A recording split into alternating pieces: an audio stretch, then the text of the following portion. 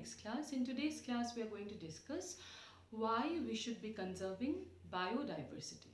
Okay, so see, why we should be conserving biodiversity, there can be so many reasons why. Okay, but those reasons can be categorized under three divisions. Okay, and those three are as follows. See, there are many reasons which can be grouped together in three categories. First is narrowly utilitarian purpose or direct or economic use. We get all the things for our survival from the biodiversity itself, isn't it? Anything you eat, anything that is produced in the industries, anything that is available and will help you directly or indirectly to survive comes from the biodiversity itself, isn't it? So that's why, of course, for direct economic benefits, first reason is we should be saving the biodiversity. All right. See, narrowly utilitarian purpose or direct or economic use, food, cereals, pulses, fruits, eggs, meats, etc. All of that comes from biodiversity. Firewood, it is used as a source of energy for cooking and heating. Fibers, jute, flax, hemp, cotton, coir, etc. are all natural fibers. Construction material, wood is used as timber in construction work, and of course then all the building materials are accessed from biodiversity. Industrial products, tannins, lubricants, dyes, resin, perfumes, paper, rubber, etc. All of that also comes from biodiversity. Drugs. More than 25% of all drugs available in the market today are derived from merely 120 species of plants. Important examples are morphine, which is an analgesic, quinine, which is anti-malarial, Taxol, which is anti-cancerous. Alright. Second reason why we should be conserving biodiversity is broadly utilitarian purpose or ecosystem services. These are certain things which we get indirectly from nature, and without them again our survival is not possible, like fresh oxygen, pollinating agents, aesthetic pleasure, flood and erosion control, soil formation. All of the ecosystem services will be categorized under broadly utilitarian purpose. Alright. And the third and the most important is ethical reason. See, no organism is useless and all of the organisms have some intrinsic values. That's why it is our ethical or moral duty not to destroy any of them. That's why, due to narrowly utilitarian, broadly utilitarian and ethical reasons, we should be conserving biodiversity. Alright. Now for the most important part of the chapter from this portion, how many times questions have been asked in NEET is uncountable. Okay, there are uncountable number of times from this section of the chapter questions have been compulsorily asked in the entrance exam. That much important is this section. So all of you listen to it very carefully, and it's also going to be very easy, just that you need to be very careful. Alright, so see this part. So how do we conserve biodiversity?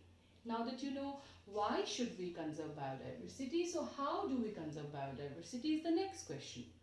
See, there are mainly two basic strategies of biodiversity conservation: in situ, on-site, or ex situ, that is off-site. In situ means when you provide protection to an organism in its own location or in its own address, okay, or in its own natural habitat. Then we call it in situ strategy. Alright. But on the other hand, ex situ means when you provide protection to an organism by taking it outside its natural habitat and providing it a look-alike and similar kind of a habitat, okay, but outside its natural habitat. Alright, so that's why off-site. When you provide protection to an organism in its own habitat, that will be in situ. Outside its own habitat will be ex situ. Alright, so let's start with in situ conservation. See, it emphasizes protection of the whole ecosystem, therefore its biodiversity at all levels is protected. It means we save the whole forest to save the tiger. Alright, that means if you want to save an organism present in the forest, under in situ conservation, you save the entire forest. So the whole biodiversity is conserved. Alright. Now, it can be of two types. First, hotspot, and second is protected areas. Alright. Now, what are hotspots? Hotspots are areas which will be, fulfilling three major criteria. Okay. See, the three criteria for determining a hotspot would be very high level of species richness. So in this location called hotspot, a very high level of species richness should be found. That means a lot of species should be present. Next, high degree of endemism. Endemism means a particular organism should be present in that area which is not found anywhere else in the world. Okay, something that is strictly found only in that area and nowhere else in the world. That is called endemism, or such organisms are called endemic species. Alright. Now, number 3 is degree of threat in terms of habitat loss. So already two criteria are: first criteria, there should be a lot of species present; second, there should be few endemic species present; and also the third criteria is that those species should be under the threat of habitat loss. That means we might lose them if we don't give immediate protection to them. If all the three criteria are fulfilled, only then we will call an area to be hotspot. Alright. Now, globally, there are 34 hotspots present today. Initially, it all started with 25 hotspots, but now it has increased to 34. So we have 34 hotspots globally today. Out of that, 3 are present in India. There are 3 hotspots present in India, and they are Western Ghats and Sri Lanka, and this runs through the states of Maharashtra, Kerala, Karnataka and Tamil Nadu. Likewise, Indo-Burma. Indo-Burma, it extends from Bhutan to Myanmar and covers the entire of northeast. So we fall under this category. And Himalaya. Himalaya is, of course, having the richest biodiversity of the world. Alright. Now, next coming to protected areas.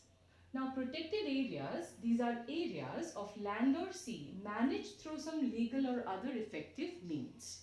And it under the protected areas, there are various types of protection strategies, or there are various types of effective means that can be taken into consideration. Like, protected areas include sacred groves and lakes, biosphere reserves, very, very important, national parks and wildlife sanctuaries. Alright. So, at present in India, there are 14 biosphere reserves, 90 national parks and 448 wildlife sanctuaries. Let us discuss them in details. So, let us discuss the protected areas in details. First is national park. These are areas maintained by the government and reserved for betterment of wildlife. So here, in case of national parks, both flora and fauna, means both plants and animals will be given protection. Alright. So grazing, felling of trees, habitat manipulation and cultivation, all are not allowed. Okay. Nothing as such is going to be allowed. Jim Corbett National Park is the first national park established in India. Do remember this. Alright. Now, wildlife sanctuaries or just sanctuaries. These are tract of land where only animals, that's the major difference. See, wildlife sanctuaries are only for animals, where animals are protected. Collection of forest products, harvesting of timber, tilling of land, etc. are allowed. Here, these are not allowed, but here it is all allowed. Okay, this will be for both plants and animals. This one is for only animals. Alright. Now, biosphere reserve. This one is very, very important for your exam. Okay. Now, see, I have given you a rough sketch of a biosphere reserve. Biosphere reserves consist of 3 major zones.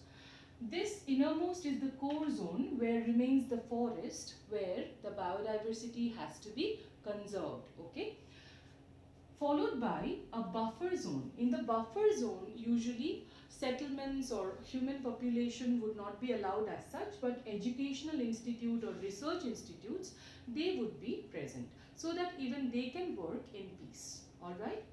And the outermost zone is the transition zone where human settlements would be allowed.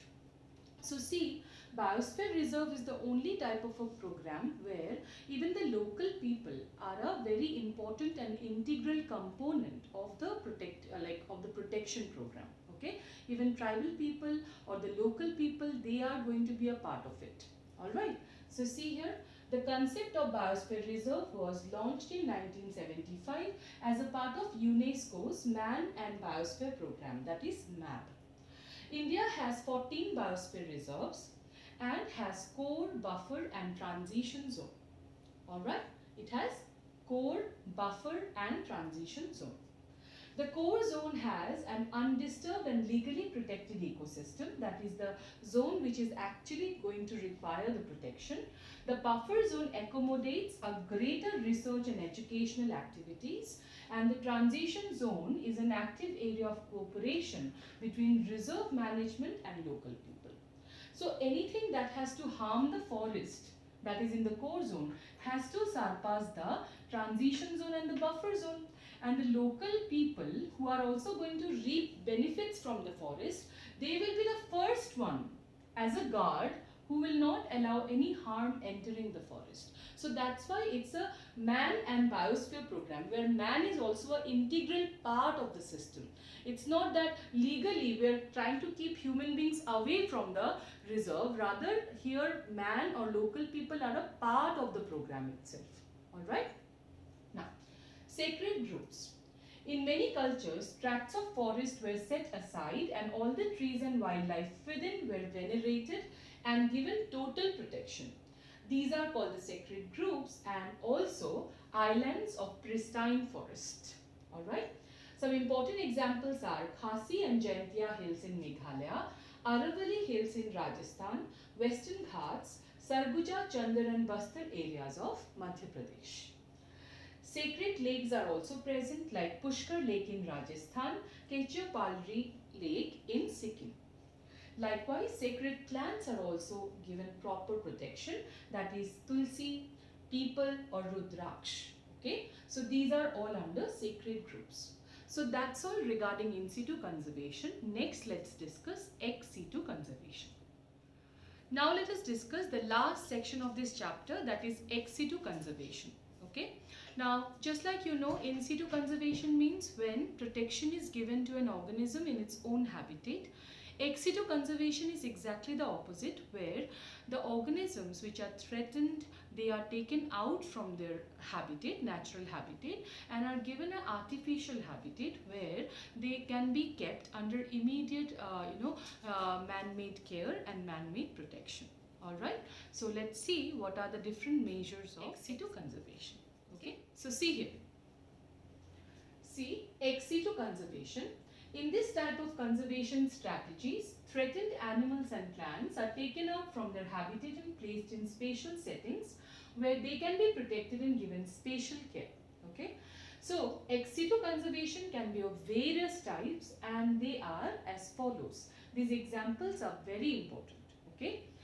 The ex situ conservation method employs this many or includes this many categories.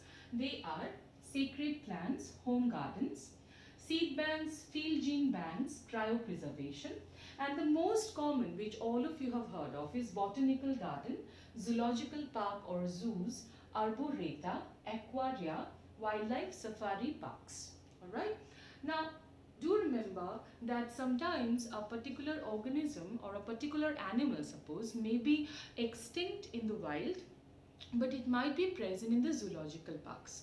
Likewise, today, because of recent advancements, ex situ conservation is not confined with the concept that keeping some threatened animals or plants under captivity. No, it is not confined to that itself. Rather, the ex situ conservation strategy has become much more advanced, because now by cryopreservation techniques and all, we can easily keep viable seeds or keep viable gametes of a particular organism for indefinite period of time, we can store it and we can later on use the gametes for further development of species. Likewise, there are also for plants micropropagation techniques, that is plant tissue culture, by which micropropagation can be done, and in a very less of time a huge number of plants can be produced, isn't it?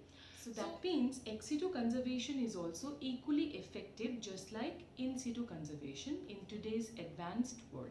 Alright, so that is regarding the ex situ conservation. Now for two important conventions on biodiversity. Mainly the two which I have mentioned here are Earth Summit and World Summit. See, Earth Summit, it was held in Rio de Janeiro in 1992, which called upon all nations to take appropriate measures for conservation of biodiversity and sustainable utilization of its benefits. Alright. Likewise, as a follow-up, World Summit was also held in Johannesburg, South Africa in 2002, where 190 countries have pledged their commitment to achieve by 2010 a significant reduction in current rate of biodiversity loss at global, regional and local level.